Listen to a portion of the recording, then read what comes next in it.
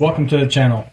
Today we're going to briefly touch on the topic of timing chains and timing belts and give some helpful tips if you're servicing one or the other.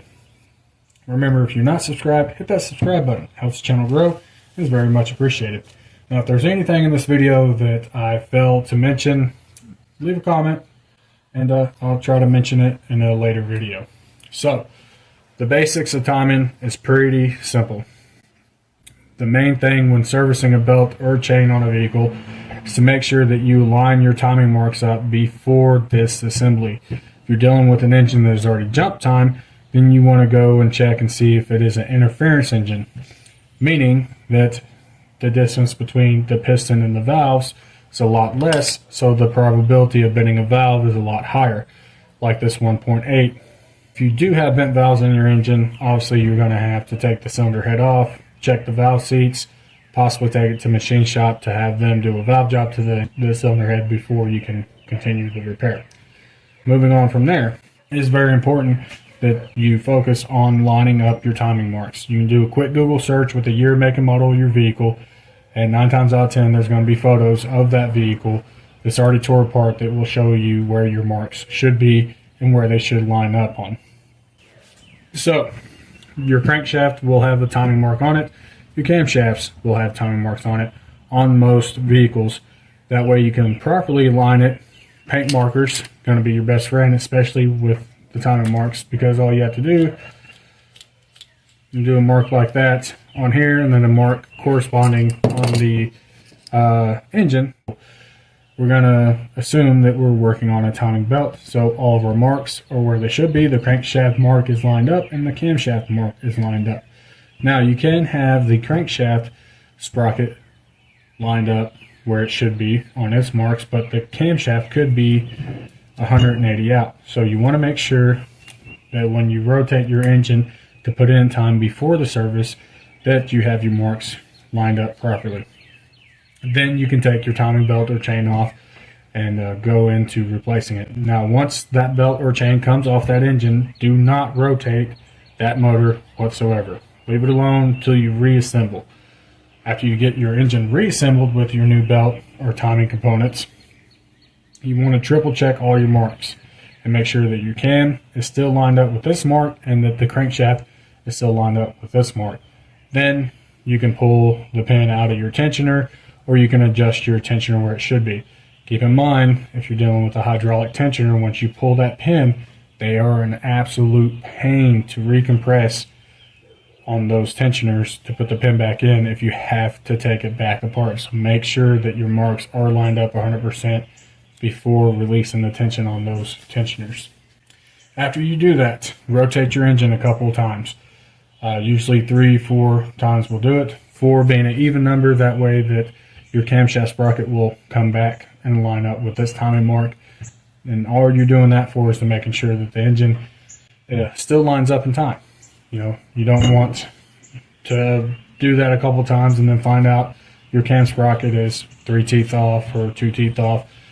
Just precautions. It's always better to triple check than it is to assume, because doing damage to that engine is going to be a lot more work and a lot more money than it would be just to triple check the work. And set that aside for right now. We will bring in the fact of if you're doing a timing belt on a dual overhead cam motor or something along the lines like a Dodge Charger that has the 3.5 with the timing belt, get you some clips like these. You can clamp it on one side once you run your belt. That will hold the belt in place, so you know it's not going to jump a tooth when you run that belt over to the other camshaft sprocket. These are like $6-7 at Harbor Freight. You can probably get them off Amazon too. They will be your friend when doing timing belts. Now let's discuss timing chains on sprockets that do not have any timing marks. So this sprocket is obviously clearly loose, so we can spin it any which way we want. Meaning, we have this sprocket again. There's no keyway, no dowel pin that will lock this sprocket on that camshaft.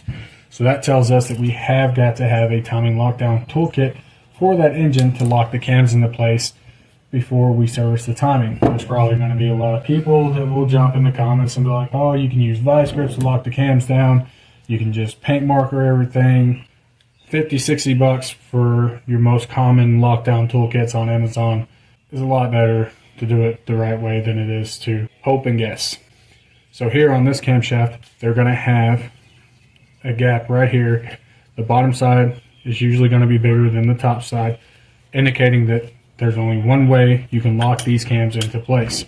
So this is going to sit flush with the top of the cylinder head. Obviously, if you're servicing timing like on this 1.4 turbo, you're going to have the valve cover off. So this is going to slide in and lock both of your cams into place, and that allows you to service your timing chain on that engine. Now this timing lockdown toolkit will come with a couple lockdown pieces, such as for the crank to make sure that your crank is locked into place when you service it, and this right here. Now this is for after, and it's only on the 1.4s, so don't think that your engine may have to have this same kit. This is just an example on a 1.4.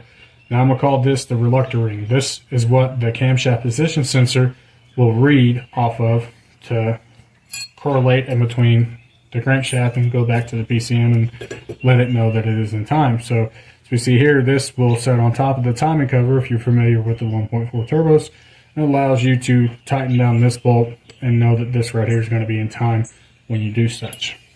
I know on the Ford 3.5 motors, you have to have a lockdown kit for the camshafts because it's a dual overhead cam. So you got two cams in the rear, two cams in the front, and you want to make sure that those are locked down into place before servicing it, because you can have one roll a tooth at a time and you not see it. You get it all back together and find out you have random multiple misfire or camshaft correlation codes, and then you're going into a whole spill of redoing the job twice. You do not want to do that. Now,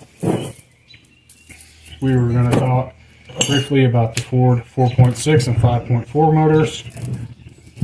Whether you have the 3-valve or the 2-valve, the 2-valve will have sprockets like this with a timing mark on the sprockets.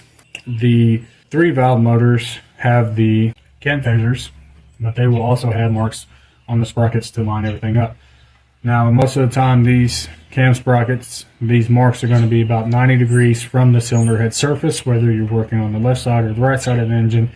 And the timing chains that come in the kits will have colored links. That color link is going to match up with your mark, and then you'll have another color link on that same chain that will run down to the crankshaft and line up on there as well. Not all chains will have color links. We see here, this is for the 1.4 turbo.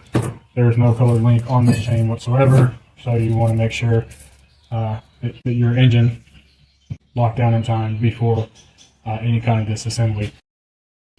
So that covers the very basics of timing, ensuring that your engine is lined up in time before disassembly. Saves you a lot of headache. Making sure that if your engine requires a timing lockdown kit, to have that lockdown kit before servicing them. Again, if there's anything that I missed in this, remember to leave a comment. I'll be glad to reply back and correct myself if I forgot anything. Remember to hit that like and subscribe. Thank you for watching.